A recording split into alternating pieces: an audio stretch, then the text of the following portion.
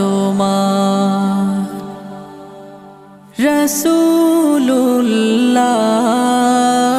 রাসূলুল্লাহ কি উপায় হবে আমার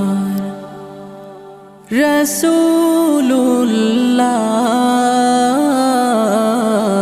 কি উপায় হবে আমার